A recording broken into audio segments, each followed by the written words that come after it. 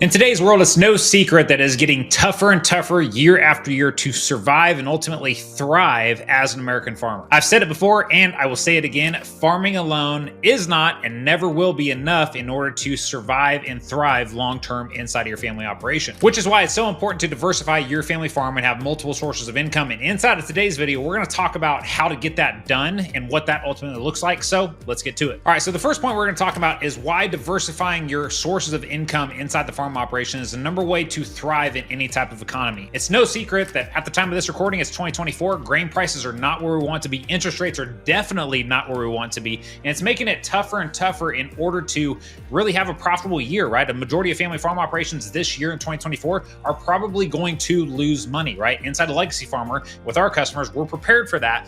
But at the end of the day, the number one way to combat against these bad years here is to have diversity inside of your income and have other things that are going to be running alongside the farm operation, other sources of income or businesses that ultimately you have a lot more control on. So a lot of our customers inside a legacy farmer, they may do custom farming. A lot of them sell seeds. Some of them sell insurance. There's a lot of other methods here, guys, that ultimately you're going to have a lot more control in really knowing what your level of income is going to be for that business at the end of the year. And again, when we get into tough years like this year inside of the ag industry, those additional sources of income, guys, are going to be the saving grace for a lot of you. But here's the other thing though, too. Have you ever wondered why the big operations around you continue to get bigger and bigger and bigger? Now, for a lot of them out there, and I know because we've worked with a lot of them inside the legacy farmer, they got big not because of farming and ranching alone. They got big because they were business owners or entrepreneurs and they built other businesses, maybe ones that ran right alongside the farming operation like seed or insurance or something like that. Or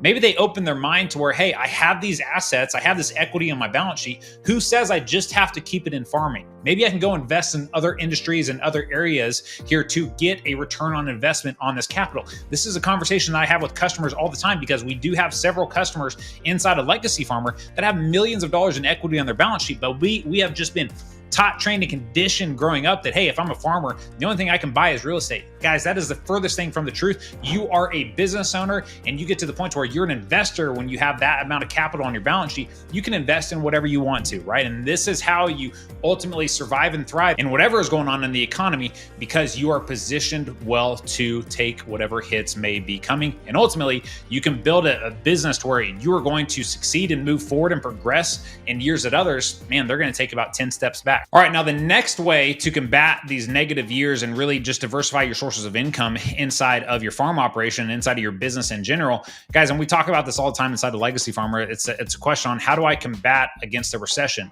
To me, and my opinion on this is the number one way for you to combat against a recession. Yes, we got to have financial stability. We got to do things there, right? But for me, it's developing skill sets, right? Developing skill sets that I can use in other industries, or maybe not in other industries, but just in general here that people will pay for, right? These skill sets become X factors for you that are going to allow you to accomplish and pull things off and do things in hard economic times that maybe other people, they just don't have those skill sets, right? So the number one way for me to combat against any financial challenges or economic challenges that I'm facing in the industry that I'm working in is to develop my skill sets here. Now, when it comes to like legacy farmer, for example, I've said this to my customers over and over again. If legacy farmers shut down next week, guys, and everything went away, I guarantee you I would be up and running with another product, another service, another experience inside of another industry, literally within a week. From marketing, sales, to operations, everything across the board, I have developed those skill sets since I left the bank there in 2016. So over the past 8 to 9 years there, I have developed all these skill sets that it does not matter what's going on in the economy. I know that I'm able to get things done, and what I know how to do is extremely valuable to other people and in other industries. So I know I can be able to survive and thrive no matter what's going on with the economic environment here. So when it comes to what you're doing as a farmer or rancher, so many people just get stuck into just being a farmer or rancher, just going to work every day. When I try to push all of our customers to, one, not only be a great farmer or rancher, but two, develop your skill sets, right? Learn these skill sets that are not commonly known, or at least not commonly undertaken by other people around you, so that you stick out and have these resources that you can utilize inside of a terrible economic environment or a tough economic time like we're currently facing today. The next piece here on why diversifying farm income is important is around this topic of retirement. Now, guys, I don't know about you, but to me, retirement is 100% lie. I don't think anybody in today's world, unless you're a billionaire or a multi-millionaire with several revenue sources and income coming in, I don't believe that anybody is actually positioned to be able to live in retirement and be able to survive for 20 to 30 years on the level of income with the inflation that we have happening right now and the level of money printing that's going on. I don't think anybody's actually positioned to it. So to me, retirement is a lie. Now, at the end of the day, though, a lot of people, they think and they say that their retirement is going to be the farm operation. Well, the problem is, though, is that if you are planning on renting out your ground to maybe your kids or something like that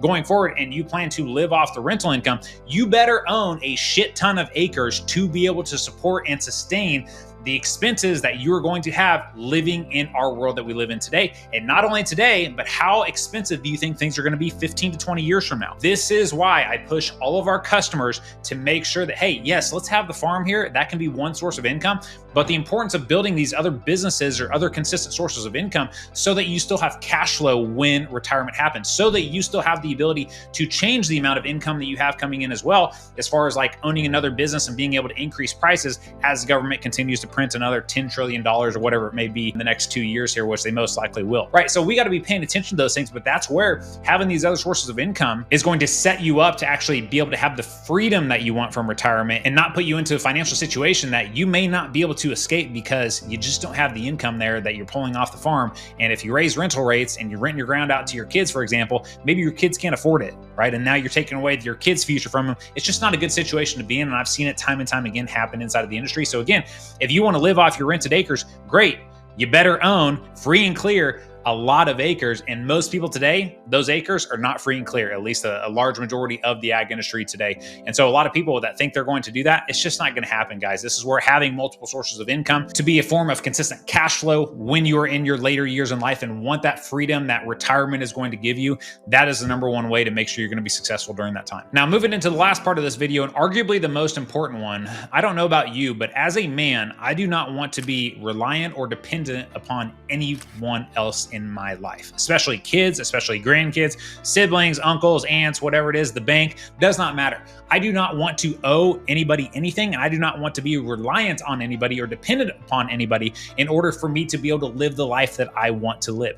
This is another reason to have multiple sources of income and being open to the idea of diversifying your income when it comes to building your business. Because the more sources of income that you have, and I'm not saying you have to have a lot, guys, 2, 3, 4, maybe 4 would be pushing it for a lot of people. I think you lose your ability to really focus and maintain certain ones when you get too big here. So for me, it's like 2 or 3 max. But the reason for this, though, is because when we get into our later years, or just even right now, where I'm at in my age and in my career, I don't want to have to rely on anybody for anything. I want to know that I've done the work and I have sources of income coming in from that work I've done to where I don't need anything from anybody, right? There's a major level of independence that I want to feel when it comes to building my business and being able to protect and provide for my family. There's a lot of pride that goes into that, guys. And so again, for a lot of our customers here, I push people to do it because of that. There's so many people today inside the ag industry that are prisoners financially, either to their parents, either to their grandparents, definitely to the bank, to where they don't feel like they're ever going to escape. And they always feel like they owe somebody something.